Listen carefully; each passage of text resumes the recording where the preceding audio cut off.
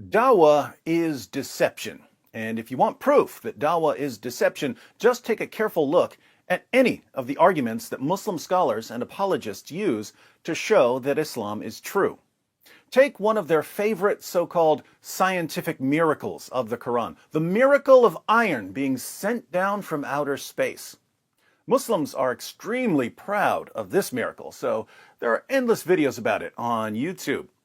Quran miracle, God sent down the iron, confirmed by Discovery Channel. Miracle of iron in Quran and science. Quran, iron was sent down from space. Iron, scientific miracles of Quran, animated. Iron was sent down from outer space, revealed in Quran. Evidence the Quran is from God. Iron in the Quran. Scientific miracles of the Quran. The mystery of iron. In videos like these, Muslim scholars and apologists quote part of Surah 57, verse 25 of the Quran. They always quote part of it. Why? Because, as we'll soon see, quoting the full verse would ruin everything. So they only quote part of it. Surah Al-Hadid is surah number 57 of the Quran, and Allah uses the word, we sent down iron. We sent down iron. The Quran says the following on the origin of iron. We sent down iron with its great inherent strength and its many benefits for humankind. The following is stated in verse 25 of the chapter of Al-Hadid.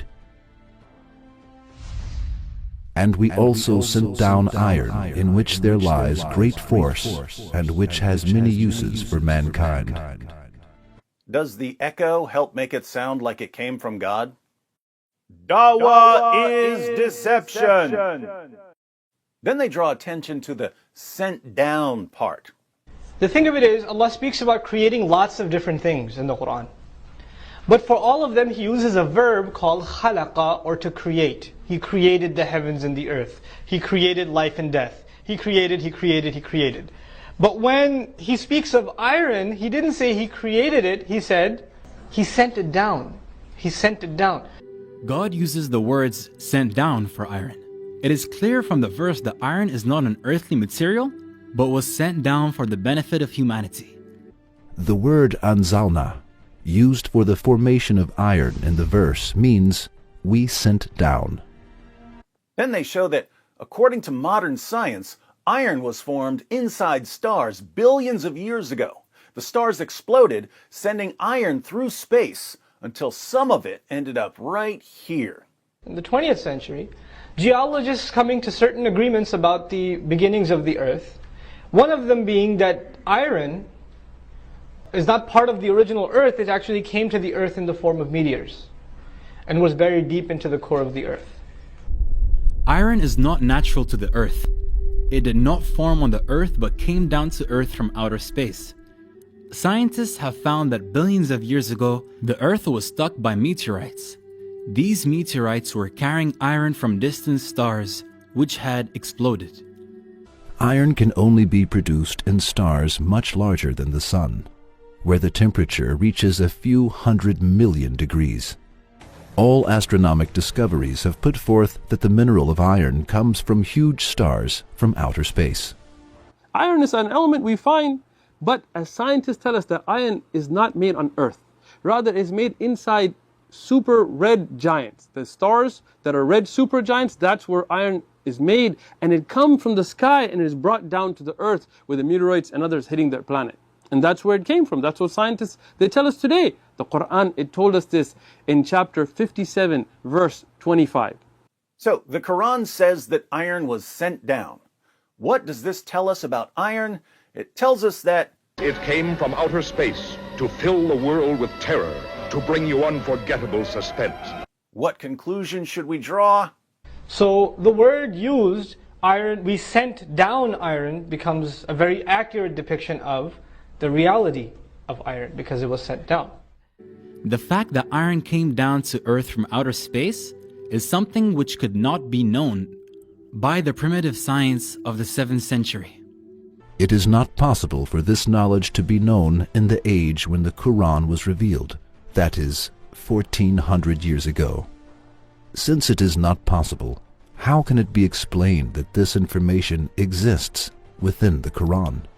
There you have it, another airtight Quran miracle. This is the point where gullible people say, you know, I'm just going to assume that the apologists and scholars in these videos are giving me accurate information. I'm going to assume that they're not trying to deceive me. After all, why would they try to deceive me about their book? So even though I could spend 5 or 10 minutes doing some very easy research to verify what they're saying, I'm just going to accept everything they say without question. Muslim apologists and scholars love people who believe whatever they say without bothering to investigate. Because what happens if we investigate? Well, if we decided to investigate, we could spend 2 minutes or so trying to figure out if people in the ancient world knew that iron came down from the sky.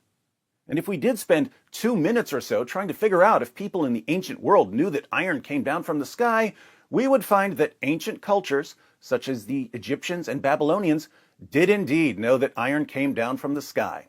As we read in Smithsonian Magazine, to the ancient Egyptians, iron was known as the metal of heaven, says the University College London.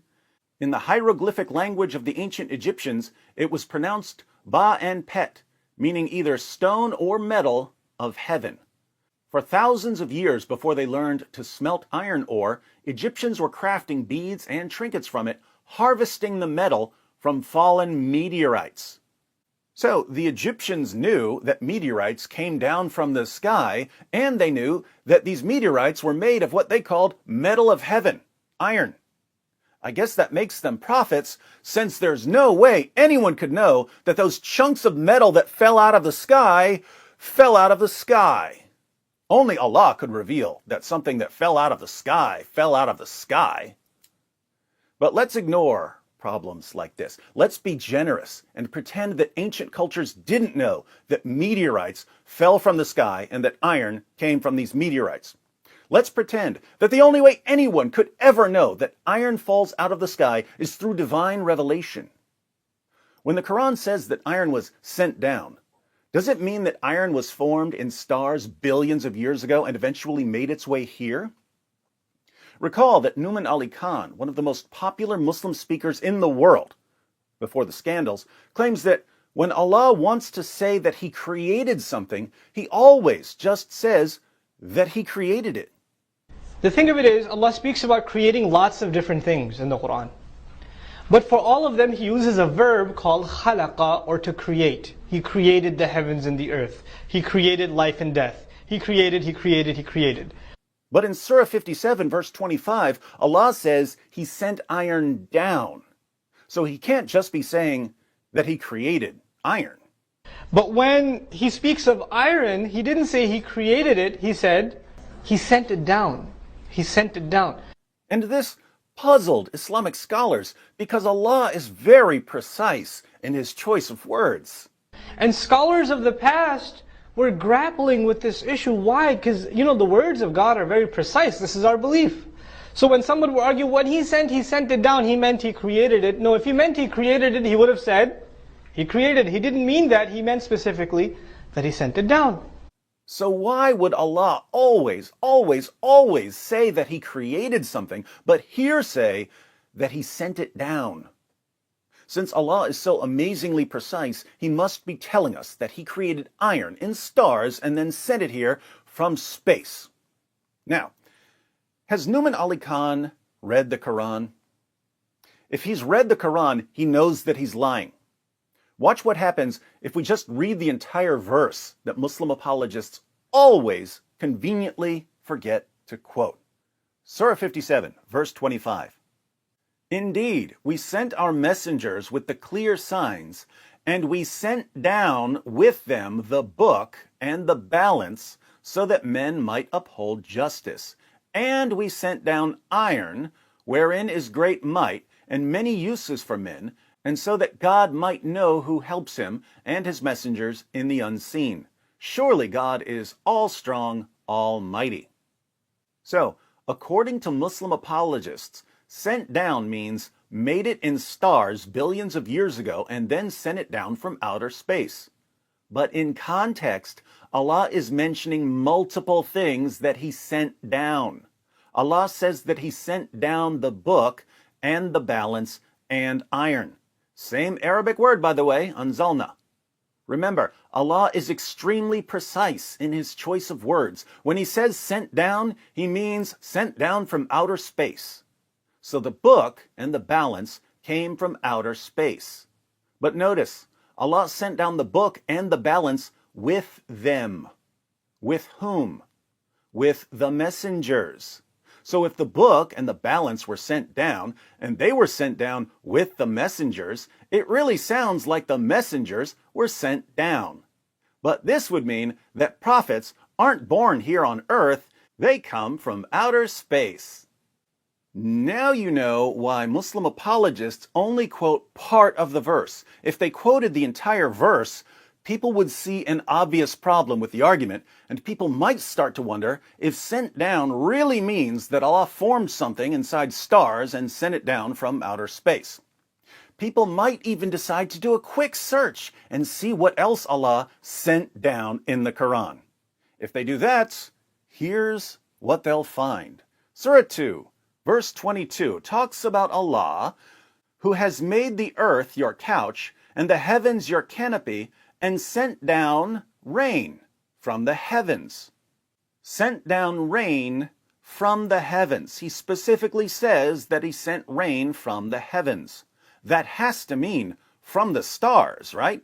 I mean, Allah is extremely precise in His choice of words, after all. I'll just remind you that rain is part of the water cycle here on good old planet Earth. Surah 2, verse 57. And we caused the white cloud to overshadow you, and sent down on you the manna and the quails. Allah sent down manna and quails. Where did He send them from? From outer space, right? That's what sent down means, doesn't it? So Allah didn't simply blow a flock of quails from one place on earth to another place on earth. No. He made these quails inside stars billions of years ago and sent them to earth. Surah 39, verse 6. He created you all from a single person, then created of like nature his mate.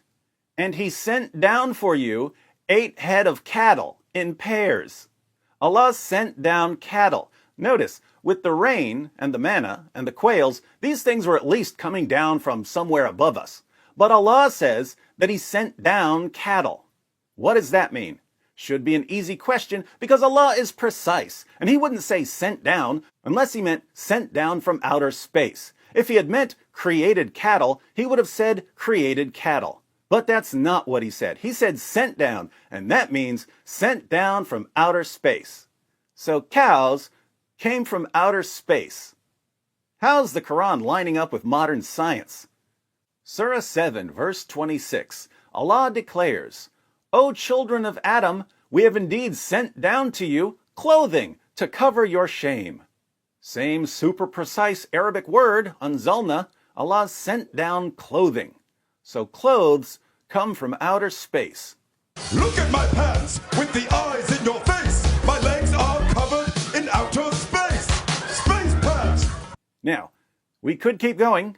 Allah says He sent down the Torah. He sent down a surah of the Quran.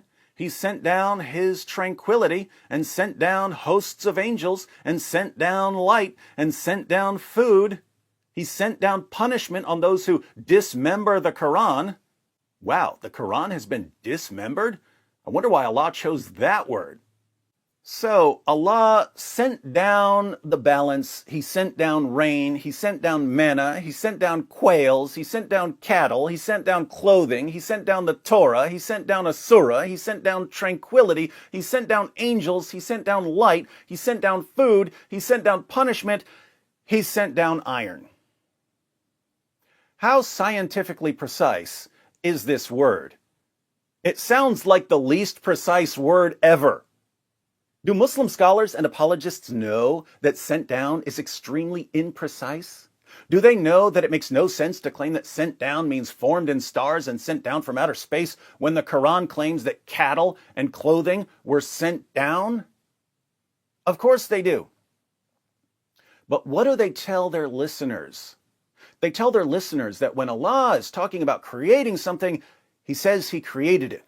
But in this special place in the Quran, Surah 57 verse 25, where He says that He sent down iron, He's using an extremely precise word that can only mean He sent it from outer space.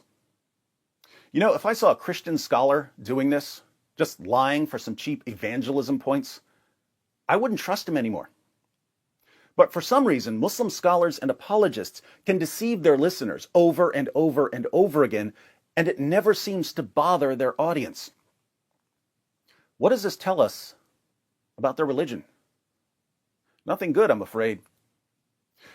There is more we could say on this issue. For instance, we could point out that according to Surah 41, verses 9 through 12, Allah created the earth and its mountains and its food. I'm sure you know that the earth has an iron core. By weight, iron makes up about a third of the earth. So if the earth was up and running, then iron was already there. But it was only after the earth was up and running with its iron core that Allah created the stars. Obviously, stars weren't created billions of years before the earth if they were created after the earth. Now, Muslim scholars and apologists could always claim that Allah isn't being literal in Surah 41. But there are two problems with this response. One, these Muslim scholars and apologists are the same people who tell us that Allah is shockingly precise in His choice of words. So why would He use the least precise word in history to tell us where iron came from, but then give us a precise sequence of events to say the exact opposite of what He means? Two, I can't believe anything these scholars and apologists say because they never stop lying to us. How many times do we have to catch them lying before we all realize that dawah is deception? Let me ask our Muslim friends out there, those who aren't scholars or apologists, why doesn't it bother you, even slightly, that your favorite scholars and apologists can't defend your religion without deception? Why are the heroes of dawah the biggest liars in the world? Why would the truth need their lies? You just backfired on me. You just backfired on me. This is a power of religion.